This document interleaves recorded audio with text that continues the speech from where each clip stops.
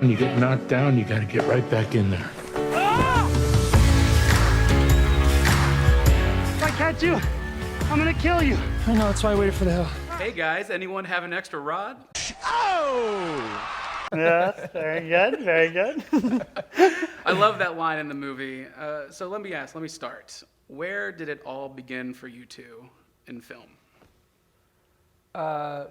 I guess it began with, well, for me, it was like just this deep obsession with all I ever wanted to do was watch movies. I didn't want to read books. I didn't want to go to school. So, I don't know, it's just like an obsession with being transported into a different universe when you're watching a movie. And I don't know, I studied it in college and then struggled to make a living doing it for a long time back in New York, and then we ran into each other. And then from then we started making commercials together. So we started a commercial production company and then worked on that for a while and then jumped into Because film. if you can't make movies, the next best thing is advertisements for people. If you want to make money, it's advertising. Because like they both have cameras involved. So it was like our tangential There's film a experience. Yeah, there's a great commercial in the film that we hear. Is that something y'all did? Is like this or like a literal commercial? That's something y'all did? Yeah. We definitely did a lot of those. I wrote the jingle for that. I mean, I wrote I was like, Kyle, I'm writing the jingle for this. And then our friend composed it. But I was like, I would like hum it into my phone. And I was like, what do you think of this one? It's so good. I think we wrote the commercial. Like we wrote it thinking, oh, maybe we could shoot it. Like we had it all mapped out. And then we Oh, realized. that's right. We were going to shoot that. Yeah, well, we realized it's way better to just see the family and hear it. Because once we started thinking of how to shoot that scene, we were like, what if the camera never shows the TV? And they were like, that's way better. Yeah. Nice. So this Way was a easier, short too. film originally, right? It became a feature. What's the process like of doing a short film and then expanding it to feature length? Well, the short was like 7 minutes, so we just did some simple math and we realized we had to do it like 12 more times exactly the same. And so we just tried to write a bunch of scenes that were similar. And I mean, I'm sort of kidding. I'm definitely kidding, but I'm also not, in that like when we made the short, we realized like, oh, this is a nice little contained thing that you can watch and laugh at, and there's something fun about it. And I think one of the benchmarks in what we tried to do with each scene in the movie, because the scene's essentially 12 or 13 scenes, the movie's essentially 12 or 13 scenes, is we tried to just write scenes that had some of those similar ingredients that, like, if they were just standalone scenes that you watched and you had no context for, you would still get some level of enjoyment, and like they would almost, some of them would work as short films on their own. Yeah, I think not every short film makes will convert into a feature. Some are just good as their own thing, which can then leverage to another feature. But this one felt like we had something in it, and we really liked the characters, and we understood them, and we thought, well, if we can build a world that makes sense around that, let's do it, and that's what this is. And I gotta commend you guys on actually how it was shot, like in like these one takes, and specifically when at the family's house, I think during Christmas, when it was like all outside and we're just like looking in. What are like? Tell me how you got these in one take, or is it like brilliant editing where just you don't know where it's cut, or is it like actually some of these are just actually one scene? They're all, for the most part, one continuous take. I mean, we approached them all as single takes. So it was on our DP and our camera crew to really work with Mike to come up with how to make those work, and they built a custom electromagnet rig. So the camera's actually moving from shoulders to dollies to steady cams in the middle of shots. So it was quite intricate, actually technical camera work that went along with it. Yeah, we actually intended originally to like hide cut points more in a lot of these scenes, you know, like, and when we got on set, it was almost breaking up the rhythm too much. Like there's like a wedding scene, for instance, and the camera comes out of the church and it sort of settles down and it sits on in the parking lot, and then, you know, waiting for something. And we initially designed that so that we could have a cut point there, and then in case we wanted to just break it up. And then we got there on the day, and it was like, it was almost like it stopped the momentum of everything, and the way we approached the filming was a bit more like a play. I felt like theater. So, you know, it's like you don't really stop a performance in the middle of it. We were just like, let's just roll through to the end and see if we can get it. And it actually, I think, elevated everyone's performance, and it was a really heavy burden on the crew because a lot of times they were, they had cues and they had lighting cues that needed to change, or they needed to, there would be sometimes in some scenes there would be a guy holding a bounce board the entire scene to try to be filling in light as we were walking and talking and things like that. So like everyone was had to be on their A game. Right. Yeah. And I have to say I absolutely love the segues into the scene with the different bands. How'd you know these bands? Did you have like that was really cool. I loved that. Kyle found everyone on the internet. What the fuck is the internet? That's the answer. Is the internet. Yeah. Hooray for the internet. Hooray for the internet. Kyle was always going to have. He always wanted to create this show called That Weird Corner of the Internet because he has a gift for finding strange videos and weird things, and just like he'll be like, hey, like if we're sitting in the office, he'll be like, Mike, check this out, and I'll be like, where did you find that? And it's just like a way to procrastinate, but we knew we wanted to do these musical interludes because we wanted to break up some of the there's like time jumps in the movie at certain moments, and we wanted a bit of a palate cleanser at certain times, and we wanted it to feel musical, and we kind of were discussing what we were looking for. And then I tasked my producer here with like, hey, find a Russian, band who can play, a three-piece band that can play on the ice, or find, a cappella group. And he came back with like these amazing options. I like that. I love those musical segues. I'm curious, doing a little research on the movie, it's about two friends, and I've read people say that they have a toxic relationship. Who said that? People said that, but I didn't think that the characters had a toxic relationship. I just thought they were good friends with ups and downs, maybe sabotage here and there, but I just thought there was actually a deep love for these friends that they just wanted to be together. Yeah, I mean, and what's your take on that? For us, we as performers of the characters, I think always felt like they were genuine human beings who had genuine care for each other, and that's the foundation. It's not the toxic part that's the foundation of a relationship. If a relationship isn't based in like deep love and understanding, it tends to just fall apart and blow away. Mm-hmm. So I think those ones that sort of stick around are those friendships that are really grounded in something meaningful. And for us, I think that was an important thing to really show. Like those people who you form your basic foundational experiences with are sometimes, most of the time, the people who always sort of stick around whether you like them or not. Yeah, there's we have this experience, and what we talked a lot about when we were writing the characters was like, what if these two guys are stuck together?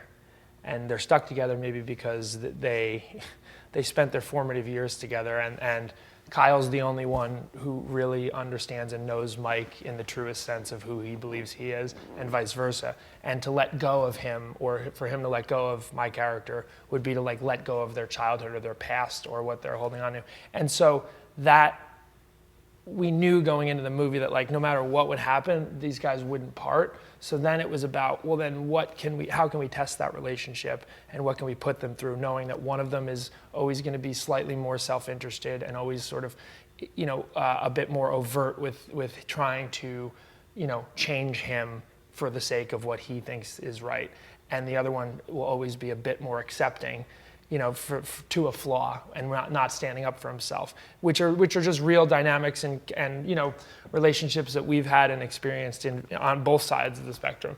And so that was fun because we knew that like at the heart of the relationship between these two guys, it was just love between the two of them, and they just loved each other. And so that was sort of the core of it. And I felt that. I did felt that. I've had like relationships like that, and it just felt good to see it on film.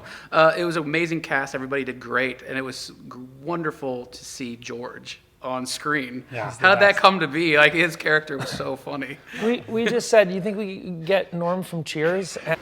Afternoon, everybody. And To play my dad. we were like, who would be the ideal person to play Kyle's dad? We're like, let's go for Norm from Cheers. No, and George was amazing. He read the script and immediately, he was interested, and we were very surprised that, because we took some swings at other actors and no one responded, and he's just, one of those great actors who's still looking to do interesting, independent films. It was one of those things where he just, every time he said something, it was great. He's got like this heritage of comedy under his belt. So every time we did a scene, he would just throw away lines. He would just say things, and you'd be like, God, that's perfect. Yeah. Like wherever that came from was perfect. Yeah. I think what we loved is we wanted people to feel like immediately at home in this family. And so there was something really nice about having having George, who sort of a lot of people in America specifically lived with on that sitcom for so many years and became so familiar with, because there was we didn't have a lot of time to really thrust people into the family dynamic at Kyle's house and introduce characters, and it was sort of let's just all go in and we need to get a sense of who the dad is, who the mom is, who the sisters are, and he just embodied the character so fully right out of the gate. It was great. That's good. That's good. And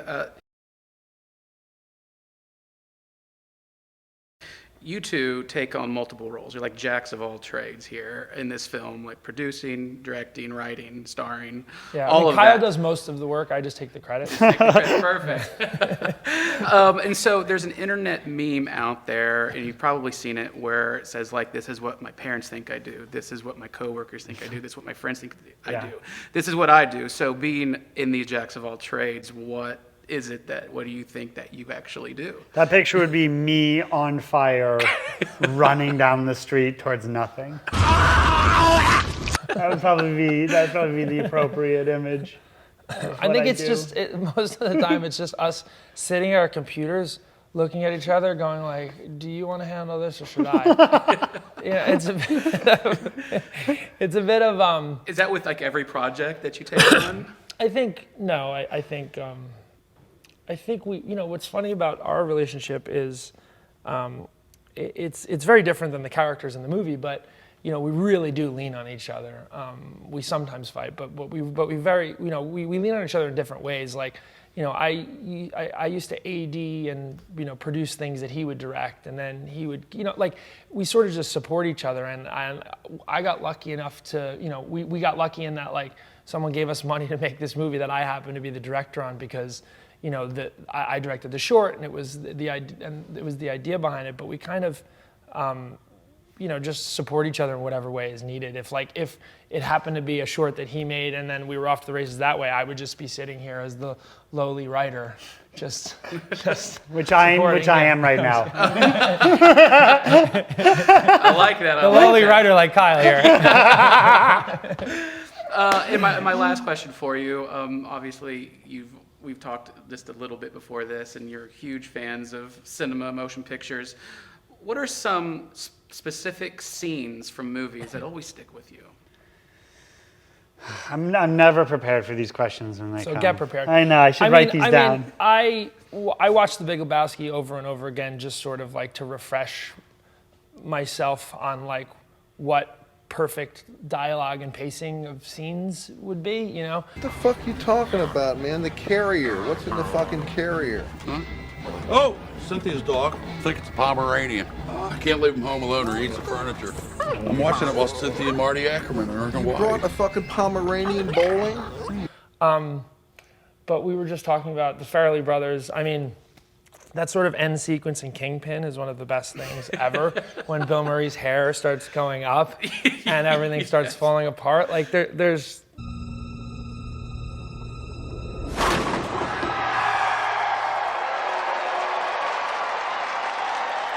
There's very few.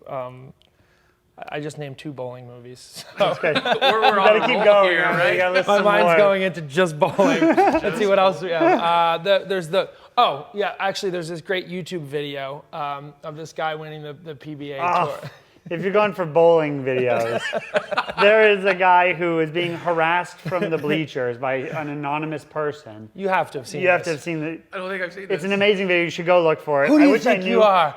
He screams, I am. He screams, who do you think you are? I am. Who do you think you are? I am! It makes no sense, but the rage is so beautiful, and it's an incredible bowling scene, non-cinematic, but Real life. inherently cinematic. I like these bowling scenes now. We should just come up with more bowling scenes. What other bowling cinema? movies? No, he asked Oh, about cinema, not bowling. asked Sorry, about you said cinema, not bowling. Do you say scenes or just Yeah, movie? specific scenes. Like, I really like the opening scene of Good Time. oh, the Safdie The brothers? Safdie brother Oh, movie. so good. That opening scene is really Yes. recently saw that one. How about salt and water? The beach. The beach. It's a good answer.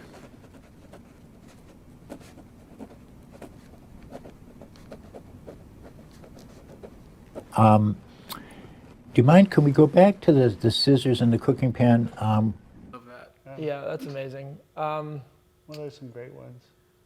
If there's too many is the problem. My mind just starts No, scattering. I mean, there's that amazing scene in Punch Drunk Love. But that, I'm just thinking of things that like I've like actively like watched over and over again Yeah. recently. But like when he walks into the sister's house and they all just start berating him and then he smashes the window. It's like It would have been like totally casual, you know? Like, it would have just been.